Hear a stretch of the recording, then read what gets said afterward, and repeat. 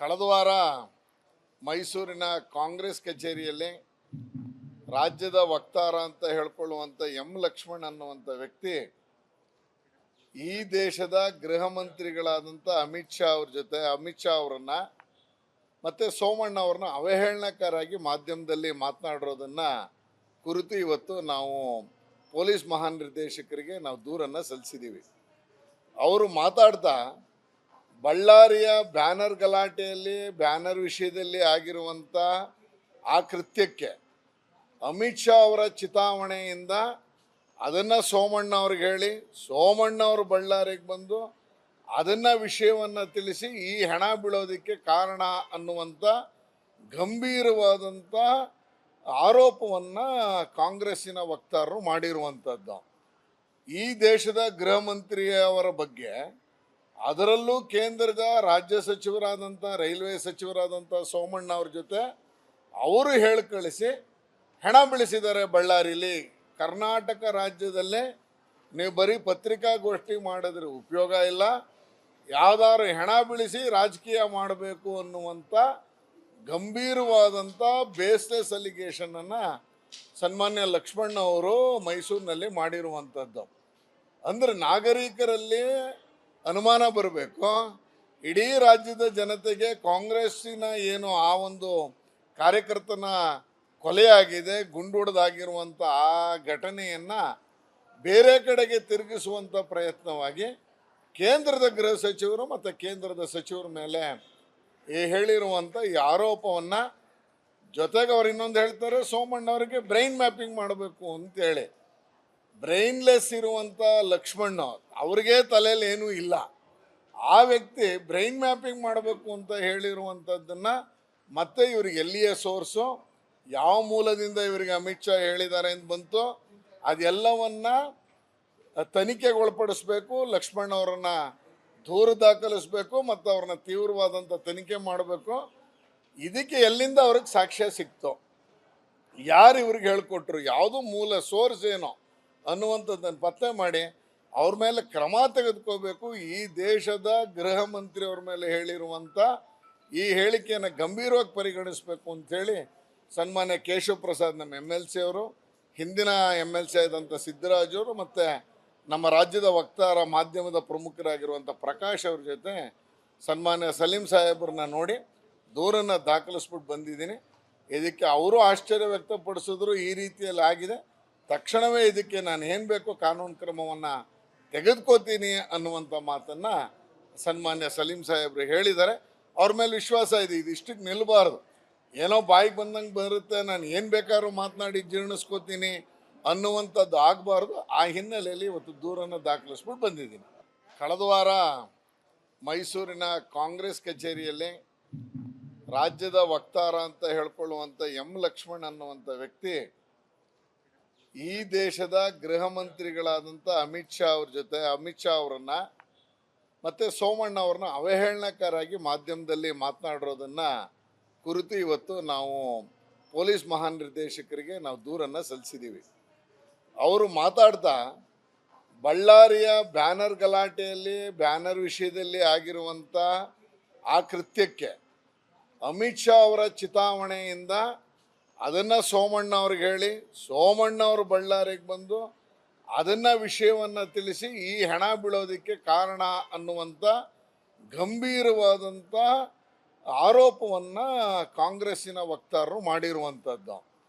ಈ ದೇಶದ ಗೃಹ ಮಂತ್ರಿಯವರ ಬಗ್ಗೆ, ಅದರಲ್ಲೂ ಕೇಂದ್ರದ ರಾಜ್ಯ ಸಚಿವರಾದಂಥ ರೈಲ್ವೆ ಸಚಿವರಾದಂಥ ಸೋಮಣ್ಣ ಅವ್ರ ಜೊತೆ ಅವರು ಹೇಳಿ ಕಳಿಸಿ ಹೆಣ ಬೆಳೆಸಿದ್ದಾರೆ ಬಳ್ಳಾರಿಲಿ. ಕರ್ನಾಟಕ ರಾಜ್ಯದಲ್ಲೇ ನೀವು ಬರೀ ಪತ್ರಿಕಾಗೋಷ್ಠಿ ಮಾಡಿದ್ರೆ ಉಪಯೋಗ ಇಲ್ಲ, ಯಾವ್ದಾದ್ರು ಹೆಣ ಬೆಳೆಸಿ ರಾಜಕೀಯ ಮಾಡಬೇಕು ಅನ್ನುವಂಥ ಗಂಭೀರವಾದಂಥ ಬೇಸ್ಲೆಸ್ ಅಲಿಗೇಷನನ್ನು ಸನ್ಮಾನ್ಯ ಲಕ್ಷ್ಮಣ್ ಅವರು ಮೈಸೂರಿನಲ್ಲಿ ಮಾಡಿರುವಂಥದ್ದು. ಅಂದರೆ ನಾಗರಿಕರಲ್ಲಿ ಅನುಮಾನ ಬರಬೇಕು, ಇಡೀ ರಾಜ್ಯದ ಜನತೆಗೆ ಕಾಂಗ್ರೆಸ್ಸಿನ ಏನು ಆ ಒಂದು ಕಾರ್ಯಕರ್ತನ ಕೊಲೆಯಾಗಿದೆ, ಗುಂಡೊಡೆದಾಗಿರುವಂಥ ಆ ಘಟನೆಯನ್ನು ಬೇರೆ ಕಡೆಗೆ ತಿರುಗಿಸುವಂಥ ಪ್ರಯತ್ನವಾಗಿ ಕೇಂದ್ರದ ಗೃಹ ಸಚಿವರು ಮತ್ತು ಕೇಂದ್ರದ ಸಚಿವರ ಮೇಲೆ ಹೇಳಿರುವಂಥ ಈ ಆರೋಪವನ್ನು, ಜೊತೆಗೆ ಅವ್ರು ಇನ್ನೊಂದು ಹೇಳ್ತಾರೆ, ಸೋಮಣ್ಣವರಿಗೆ ಬ್ರೈನ್ ಮ್ಯಾಪಿಂಗ್ ಮಾಡಬೇಕು ಅಂತೇಳಿ.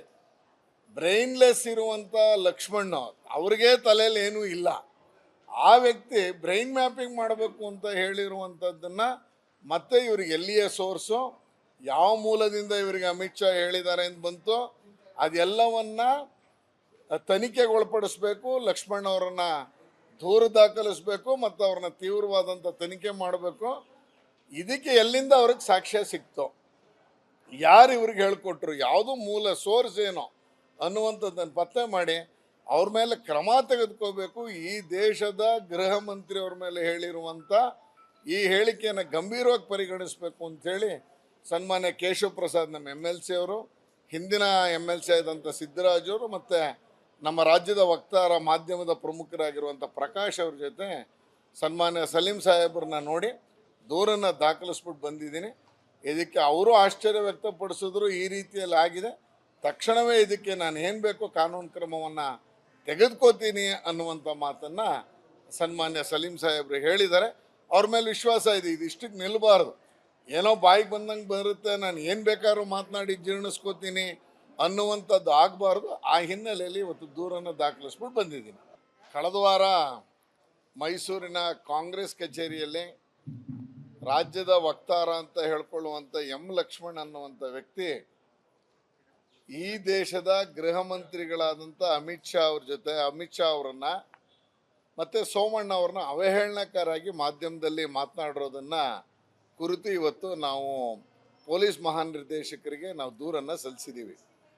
ಅವರು ಮಾತಾಡ್ತಾ ಬಳ್ಳಾರಿಯ ಬ್ಯಾನರ್ ಗಲಾಟೆಯಲ್ಲಿ ಬ್ಯಾನರ್ ವಿಷಯದಲ್ಲಿ ಆಗಿರುವಂಥ ಆ ಕೃತ್ಯಕ್ಕೆ ಅಮಿತ್ ಶಾ ಅವರ ಚಿತಾವಣೆಯಿಂದ ಅದನ್ನು ಸೋಮಣ್ಣ ಅವ್ರಿಗೆ ಹೇಳಿ ಸೋಮಣ್ಣ ಅವರು ಬಳ್ಳಾರಿಗೆ ಬಂದು ಅದನ್ನು ವಿಷಯವನ್ನು ತಿಳಿಸಿ ಈ ಹೆಣ ಬೀಳೋದಕ್ಕೆ ಕಾರಣ ಅನ್ನುವಂಥ ಗಂಭೀರವಾದಂಥ ಆರೋಪವನ್ನು ಕಾಂಗ್ರೆಸ್ಸಿನ ವಕ್ತಾರರು ಮಾಡಿರುವಂಥದ್ದು.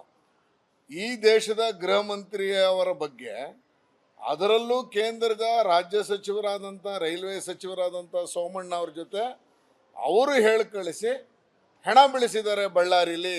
ಕರ್ನಾಟಕ ರಾಜ್ಯದಲ್ಲೇ ನೀವು ಬರೀ ಪತ್ರಿಕಾಗೋಷ್ಠಿ ಮಾಡಿದ್ರೆ ಉಪಯೋಗ ಇಲ್ಲ, ಯಾವ್ದಾದ್ರು ಹೆಣ ಬೆಳೆಸಿ ರಾಜಕೀಯ ಮಾಡಬೇಕು ಅನ್ನುವಂಥ ಗಂಭೀರವಾದಂಥ ಬೇಸ್ಲೆಸ್ ಅಲಿಗೇಷನನ್ನು ಸನ್ಮಾನ್ಯ ಲಕ್ಷ್ಮಣ್ಣ ಅವರು ಮೈಸೂರಿನಲ್ಲಿ ಮಾಡಿರುವಂಥದ್ದು.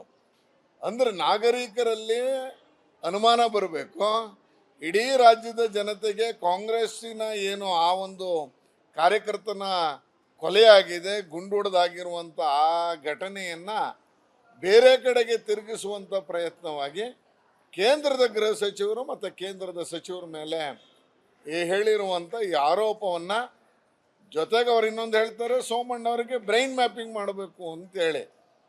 ಬ್ರೈನ್ಲೆಸ್ ಇರುವಂಥ ಲಕ್ಷ್ಮಣ್ಣ ಅವ್ರಿಗೆ ತಲೆಯಲ್ಲಿ ಏನೂ ಇಲ್ಲ.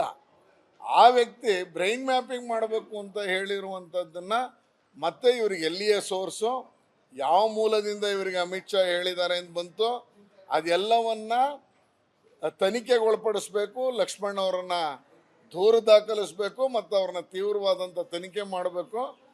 ಇದಕ್ಕೆ ಎಲ್ಲಿಂದ ಅವ್ರಿಗೆ ಸಾಕ್ಷ್ಯ ಸಿಕ್ತು, ಯಾರು ಇವ್ರಿಗೆ ಹೇಳ್ಕೊಟ್ರು, ಯಾವುದು ಮೂಲ ಸೋರ್ಸ್ ಏನೋ ಅನ್ನುವಂಥದ್ದನ್ನು ಪತ್ತೆ ಮಾಡಿ ಅವ್ರ ಮೇಲೆ ಕ್ರಮ ತೆಗೆದುಕೋಬೇಕು. ಈ ದೇಶದ ಗೃಹ ಮಂತ್ರಿ ಅವ್ರ ಮೇಲೆ ಹೇಳಿರುವಂಥ ಈ ಹೇಳಿಕೆಯನ್ನು ಗಂಭೀರವಾಗಿ ಪರಿಗಣಿಸಬೇಕು ಅಂಥೇಳಿ ಸನ್ಮಾನ್ಯ ಕೇಶವ ಪ್ರಸಾದ್ ನಮ್ಮ MLC ಅವರು, ಹಿಂದಿನ MLC ಆದಂಥ ಸಿದ್ದರಾಜ್ ಅವರು ಮತ್ತು ನಮ್ಮ ರಾಜ್ಯದ ವಕ್ತಾರ ಮಾಧ್ಯಮದ ಪ್ರಮುಖರಾಗಿರುವಂಥ ಪ್ರಕಾಶ್ ಅವ್ರ ಜೊತೆ ಸನ್ಮಾನ್ಯ ಸಲೀಂ ಸಾಹೇಬ್ರನ್ನ ನೋಡಿ ದೂರನ್ನು ದಾಖಲಿಸ್ಬಿಟ್ಟು ಬಂದಿದ್ದೀನಿ.